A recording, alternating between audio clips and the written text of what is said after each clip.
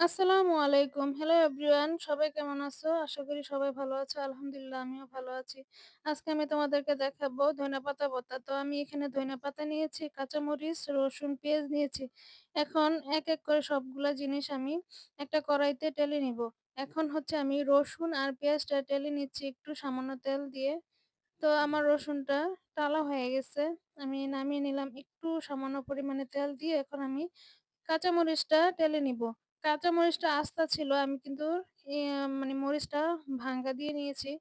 তাহলে না হয় তেলের মধ্যে ছাড়লেই তখন ফুটলে চোখে মুখে আসলে দেখা যায় এটা একটা অ্যাক্সিডেন্ট সমস্যা হয়ে যায়। তাই আমি আ কেউ চাইলে ফালি করে নিতে পারে, আবার অর্ধেক করেও নিতে পারে।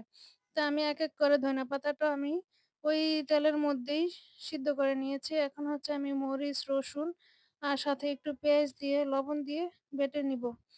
তো বেটে নেওয়ার পরে আমি এখানে ধনেপাতাটা যে টেলে নিয়েছিলাম সেই ধনেপাতাটাও দিয়ে এখন বাটবো। তো আমি ধনেপাতাটা দিয়ে দিলাম।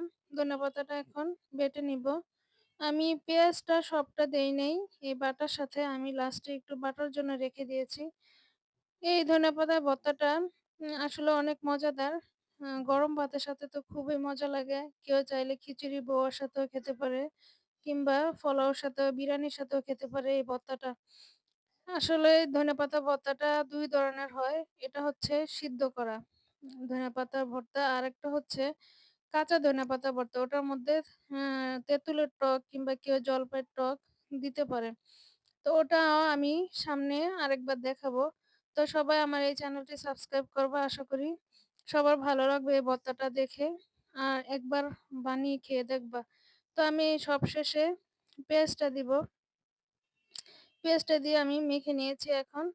হচ্ছে আমার ভর্তাটা সম্পূর্ণ হয়ে গেছে। আমি বাটিতে তুলে নিব।